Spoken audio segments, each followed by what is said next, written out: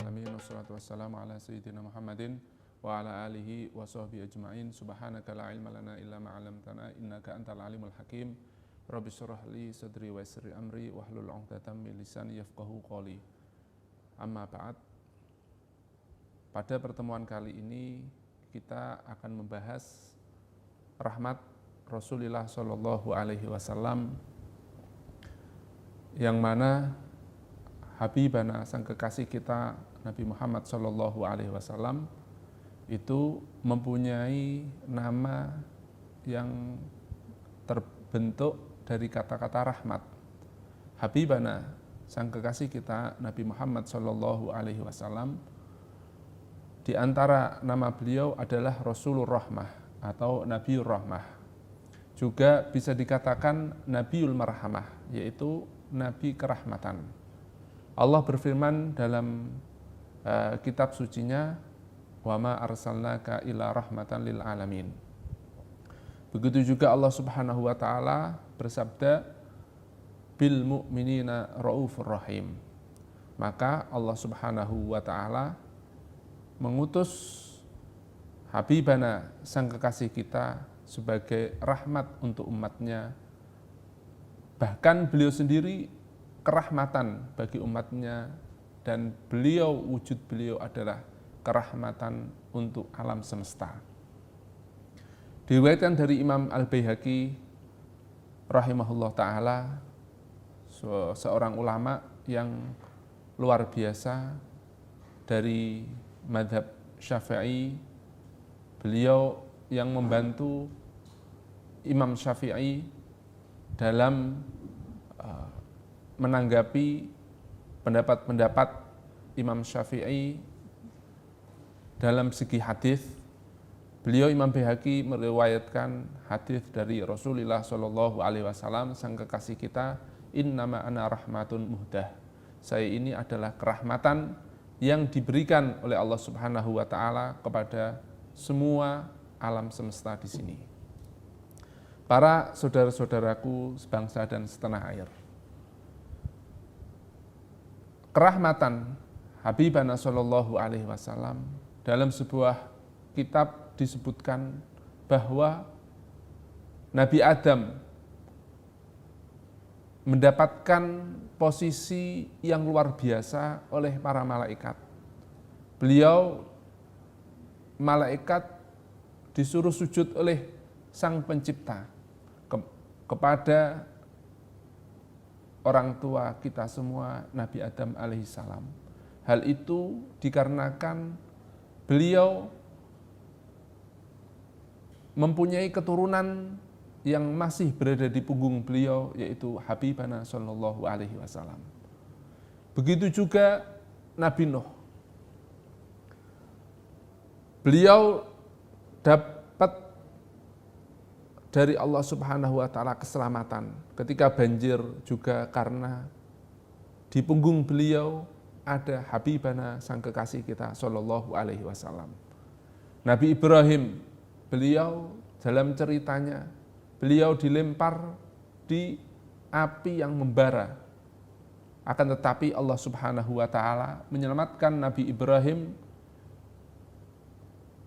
Abul Anbiya, sebagai orang tua para nabi-nabi, dikarenakan juga di punggung beliau ada sang kekasih kita Nabi Muhammad sallallahu alaihi wasallam yang mendapatkan atau menjadikan kerahmatan kepada orang-orang tua beliau. Bahkan bisa disebut Habibana sallallahu alaihi wasallam menjadikan orang tua beliau dalam sebuah Al-Quran disebutkan wataqallubaka fis sajidin, yaitu menjadi orang tua yang sujud-sujud terhadap Allah Subhanahu wa taala. Para saudara-saudaraku sebangsa dan setanah air, rahmat Rasulullah Shallallahu alaihi wasallam, sang kekasih kita, seperti kata Ibnu Abbas radhiyallahu an, beliau mengatakan rahmat Habibana sallallahu alaihi wasallam itu menyeluruh kepada orang yang baik atau kepada orang yang tidak baik. Bahkan luar biasanya Bahkan seperti kata Imam As-Samarqandi, beliau memberi kerahmatan kepada bangsa manusia, kepada jin yang semua bisa menganut ajaran-ajaran beliau, juga kepada orang mukmin yang mana orang mukmin mendapatkan hidayah dalam arti bisa hidup dalam kebahagiaan yang mana dalam jalan kelurusan dan dalam jalan yang benar, sehingga sesuai dengan garis yang digariskan oleh Allah Subhanahu wa taala. Tentu hal itu berkat Habibana sallallahu alaihi wasallam. Semisal manusia berbelas kasih kepada yang lain, itu juga karena Habibana sallallahu alaihi wasallam.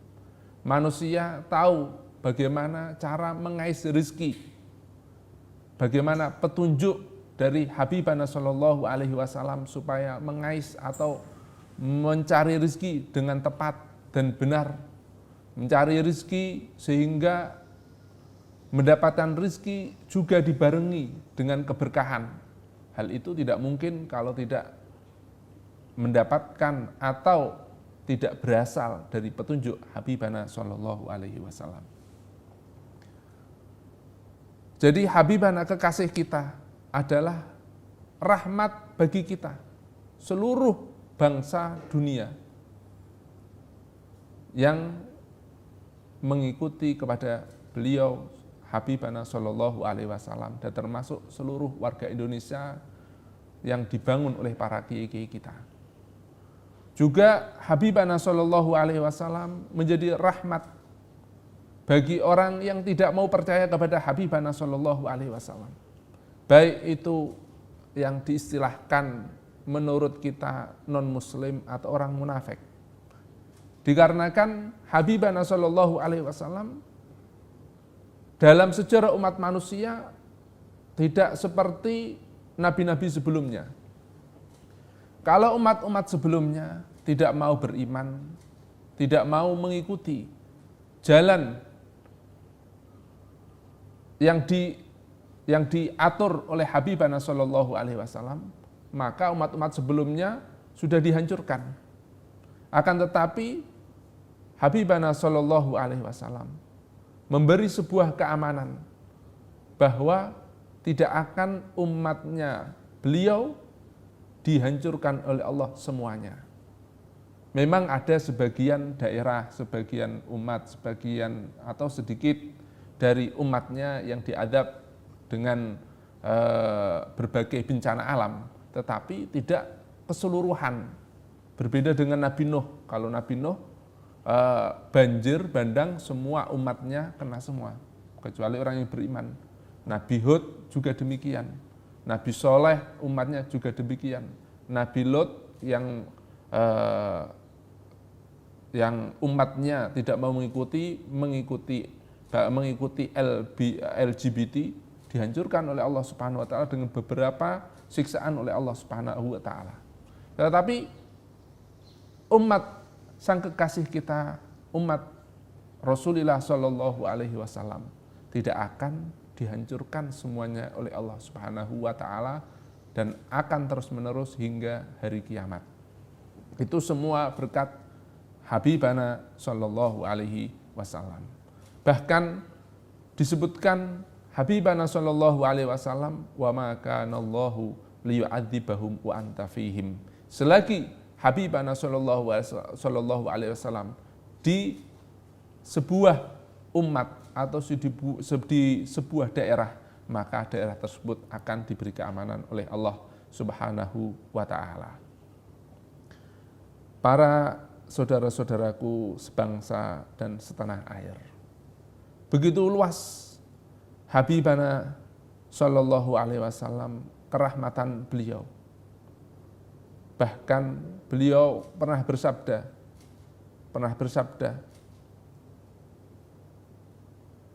bahwa kullu ummati yadkhulunal jannah illa man aba. Yang mana artinya setiap umatku pasti akan masuk surga. Kecuali orang yang tidak mau masuk surga setelah dijabarkan, sudah diterangkan, sudah diketahui. Hal ini, hadis ini mendapatkan atau bisa diambil sebuah pengertian bahwa rahmat Habibana sallallahu alaihi wasallam sebenarnya semuanya akan mendapatkan rahmat. Seperti apa yang dikatakan oleh sebuah kitab Mawahibul Laduniyah. Di situ diterangkan rahmat Habibana sallallahu alaihi wasallam itu sebenarnya seperti matahari. Kalau matahari sudah bersinar di siang hari, semua pasti akan terkena sinar beliau. Akan tetapi kalau orangnya yang tidak mau terkena sinar matahari, dalam perumpamaan dia masuk rumah, dia berteduh di pohon dan lain-lainnya, maka bukan mataharinya yang salah, bukan sinar mataharinya yang sebenarnya tidak luas, bukan sinar mataharinya yang tidak terang benerang, tetapi ia memilih untuk tidak terkena sinar matahari tersebut. Dalam arti rahmat Habibana sallallahu alaihi wasallam, sang kekasih kita, sebenarnya sudah menyeluruh untuk umat semua, tetapi bukan kesalahan sang kekasih kita, tetapi salah umat manusia sendiri yang tidak mau mendapatkan rahmat Habibana sallallahu alaihi wasallam. Habibana sallallahu alaihi wasallam sudah menunjukkan bagaimana orang kalau tidur yang benar.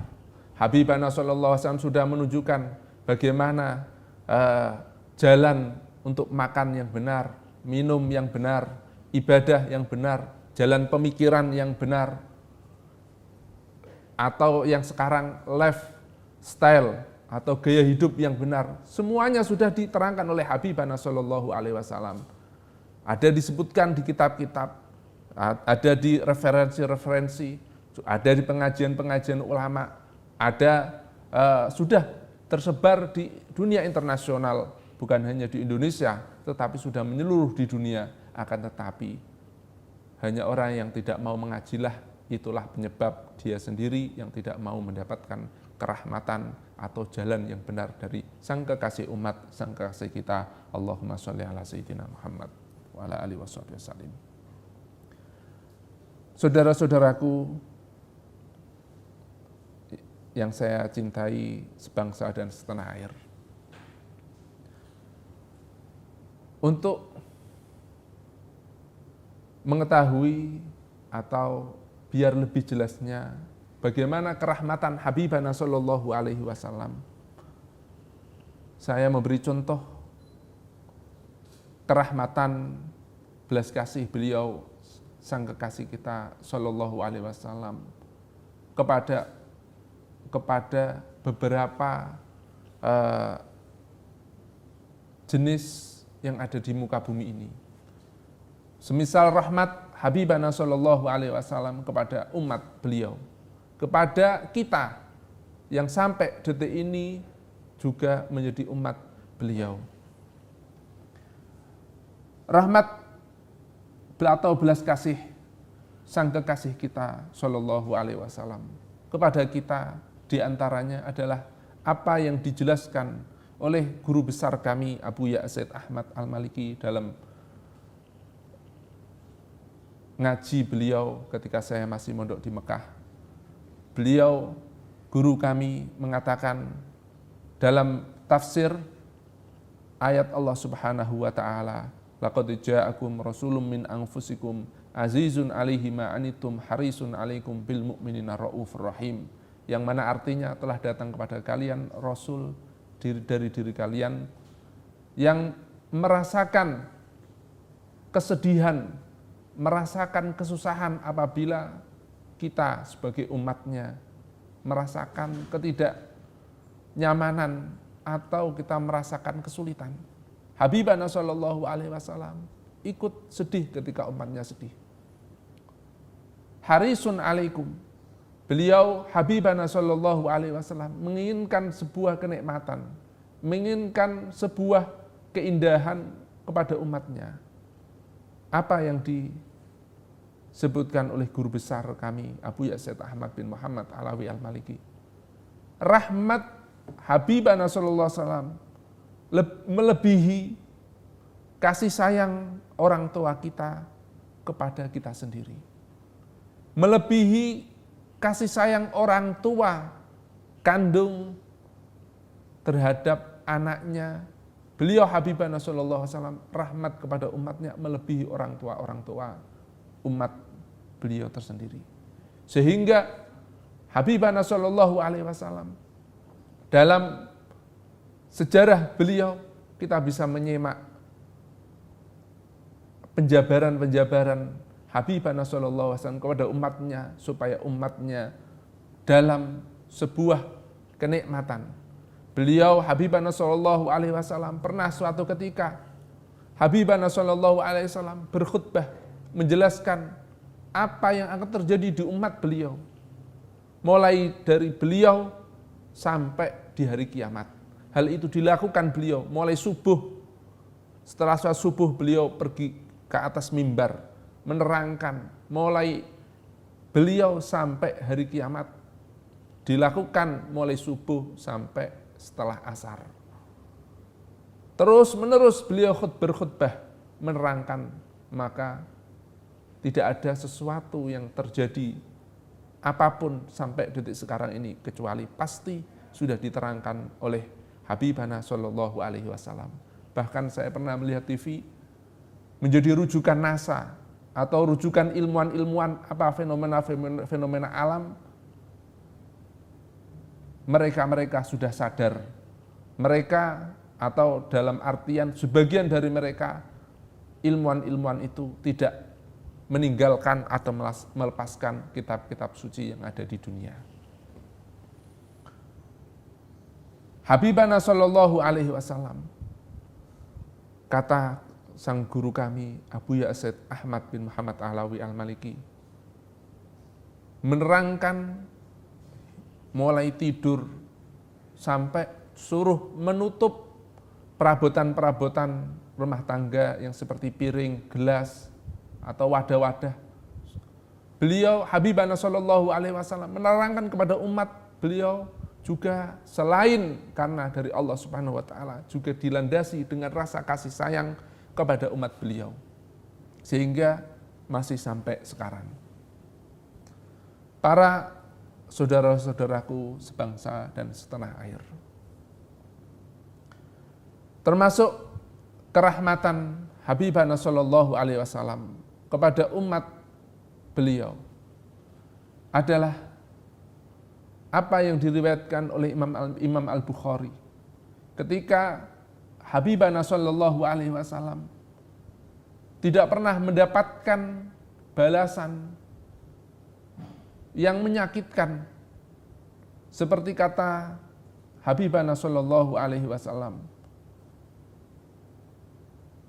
wa kana ashadda ma laqitu minhum yaumal aqabah id aradtu nafsi ala ibni abdi yalil ibni abdi kalal ibni abdi kulal, yang mana secara singkat Habibana sallallahu alaihi wasallam tidak pernah mendapatkan balasan yang sangat pedih seperti pada waktu itu. Hingga akhirnya suatu ketika dan pada waktu itu turun Jibril, turun malaikat yang mana sudah tidak sabar melihat sang kekasih Allah Subhanahu wa taala yang berbuat baik kepada kemanusiaan, berbuat baik kepada dunia, tetapi beliau disakiti yang mana kalau kita disakiti seperti itu tidak akan mampu untuk menahan emosi, menahan amarah dan lain-lainnya. Sang malaikat pun datang kepada Habibana sallallahu alaihi wasallam. Jibril mengatakan, aku telah mendengarkan apa yang diucapkan kaummu kepada engkau. Apa yang mereka balas kepada ajakanmu, kepada kemanusiaanmu, kepada keindahanmu. Aku tahu mereka membalas dengan sakit yang sesakit-sakitnya. Lalu Jibril mengatakan, Allah Subhanahu wa taala telah mengirim malaikat gunung-gunung supaya memerintah supaya malaikat-malaikat tersebut menunggu perintahmu. Apakah engkau mau bersedia mereka dihancurkan oleh gunung-gunung tersebut? Lalu apa jawab Habibana sallallahu alaihi wasallam?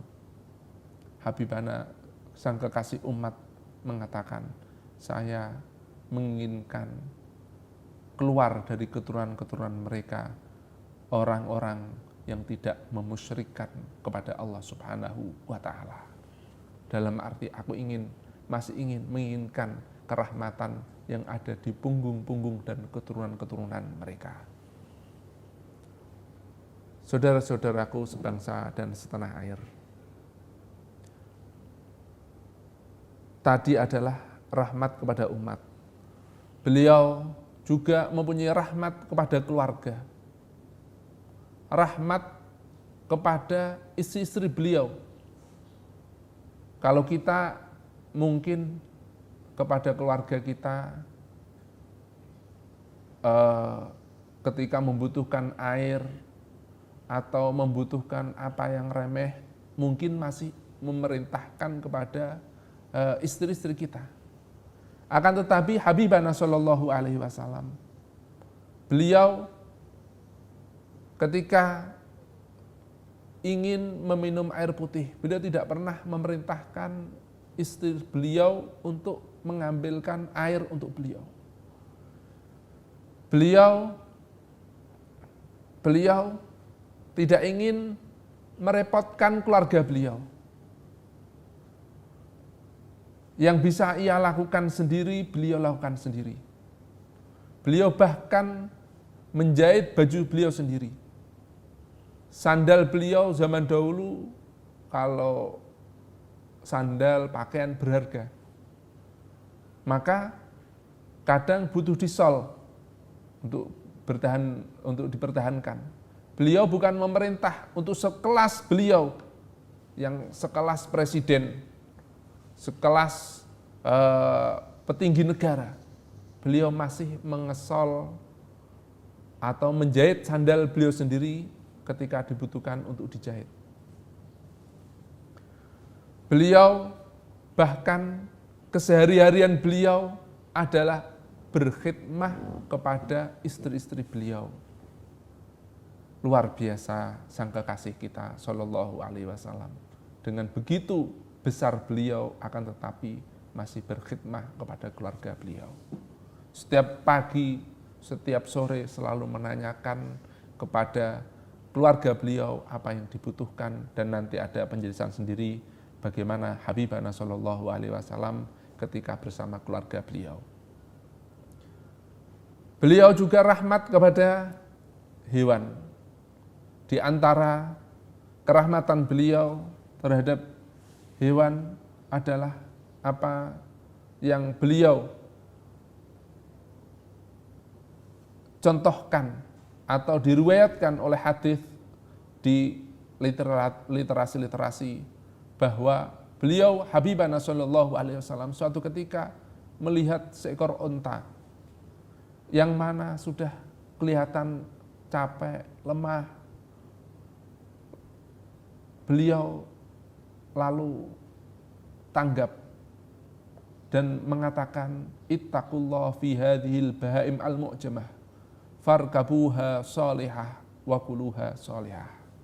Wahai kalian para sahabat-sahabatku, takutlah kepada Allah, dalam arti jangan sampai kalian disiksa oleh Allah Subhanahu wa taala karena menyiksa hewan-hewan yang tidak bisa mengatakan atau tidak mampu berbicara.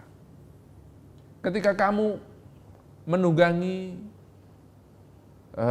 kuda-kuda atau onta dan lain-lainnya, maka yang baiklah ketika engkau menungganginya. Jangan sampai engkau siksa, engkau lebihi kapasitas kekuatan mereka.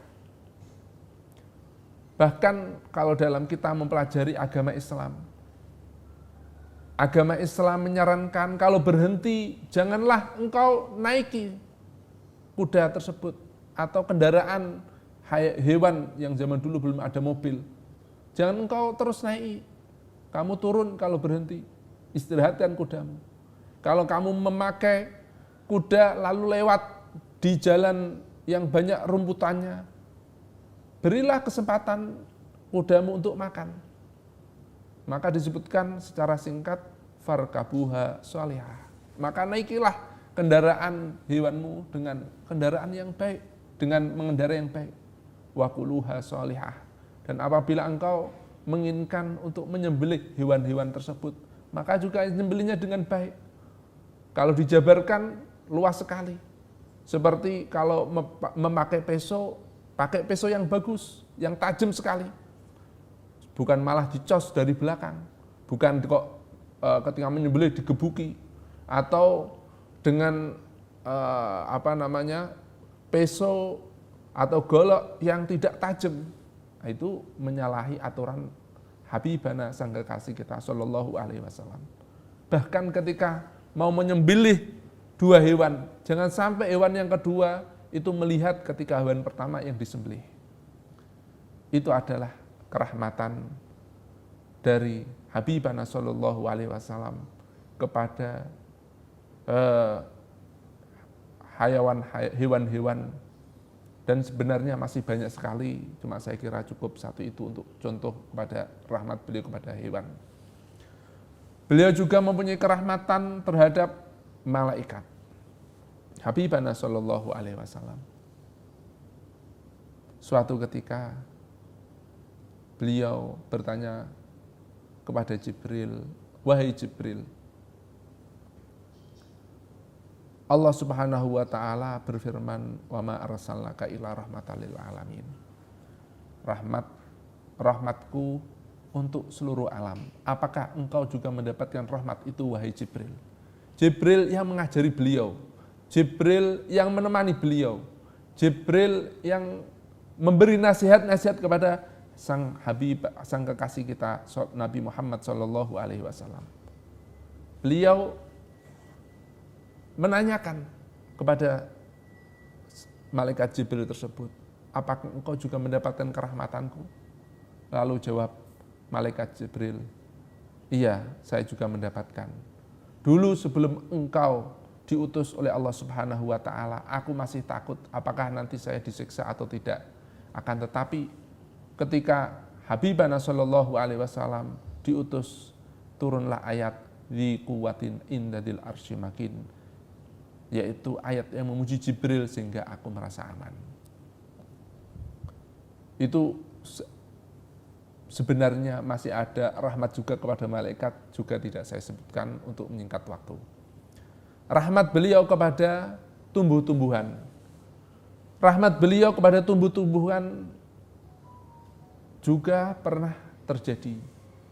Habibana sallallahu alaihi wasallam suatu ketika beliau yang telah terbiasa ketika berkhutbah, beliau berada di sebuah atau di samping gelugu pohon kurma.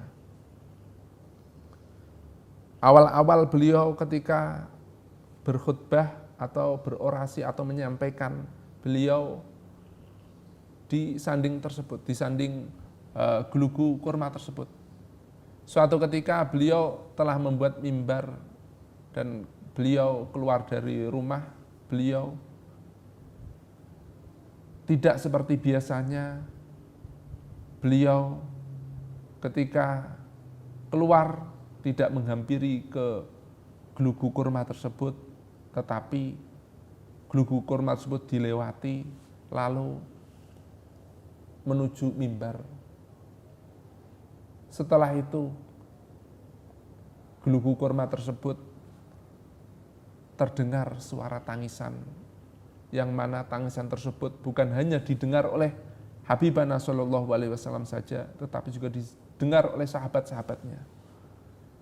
Isak tangisan gelugu kurma tersebut didengar, luar biasa. Lalu Habibana Shallallahu Alaihi Wasallam mendatangi gelugu kurma tersebut. Lalu gelugu kurma tersebut diusap oleh sang kekasih kita Shallallahu Alaihi Wasallam.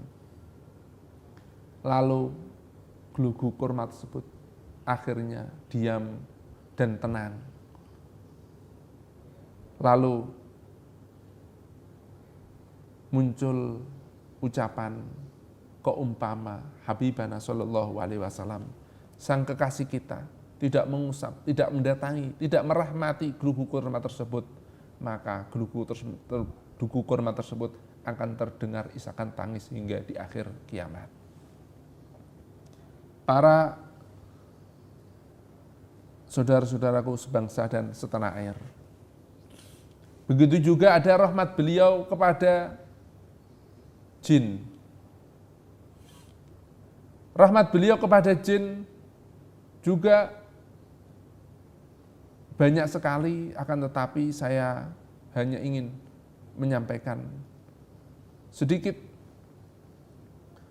dari kerahmatan beliau kepada jin, yaitu diantaranya beliau Habibana Shallallahu Alaihi Wasallam pernah bersabda, la tastanju birrawthi wala bil idham fa innaha zatu ikhwanikum minal jinni. Wahai kalian umatku, apabila engkau setelah dari kamar mandi, jangan gunakan untuk bersih-bersih di kamar mandi memakai kotoran hewan atau memakai tulang hewan.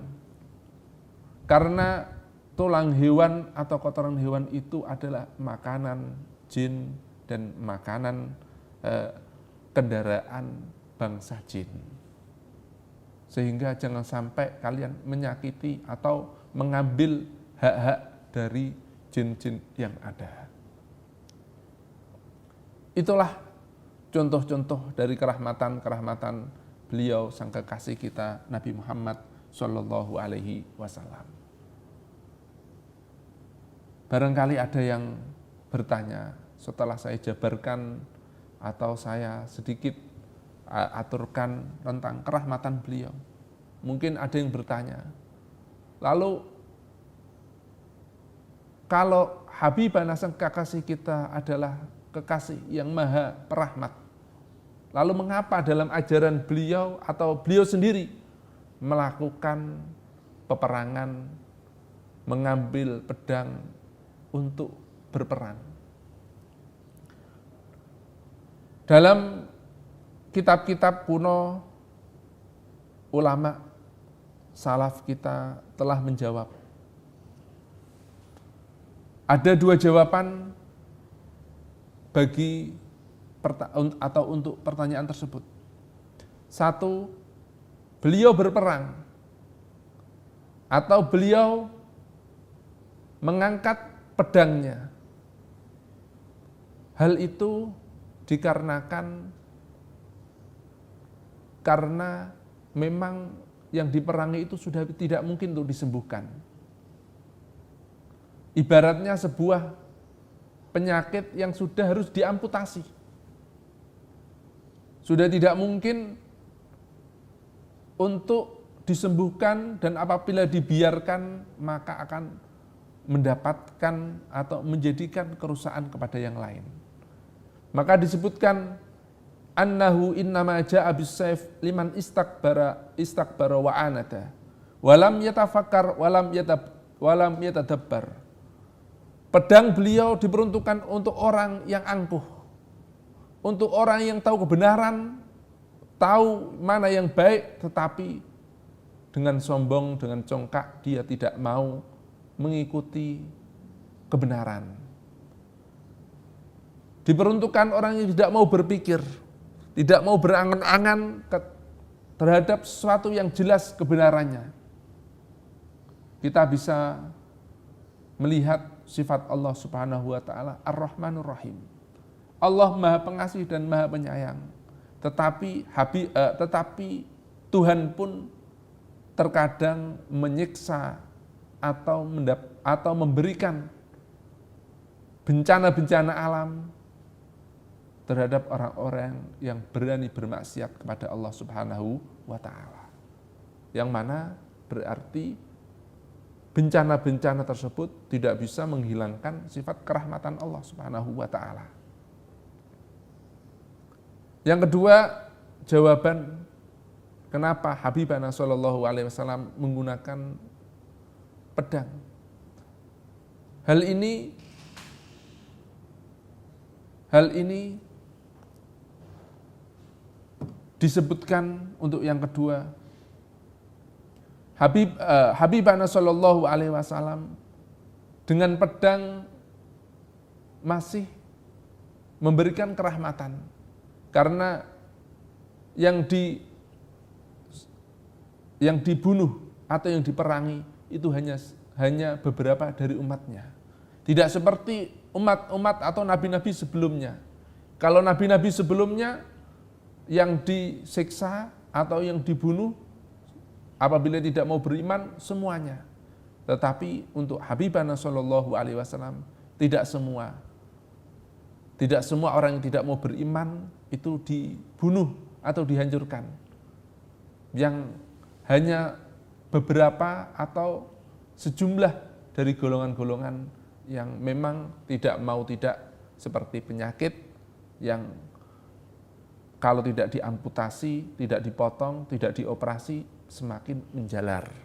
Sehingga masih ada kerahmatan bagi Habibana Shallallahu alaihi wasallam terhadap umatnya.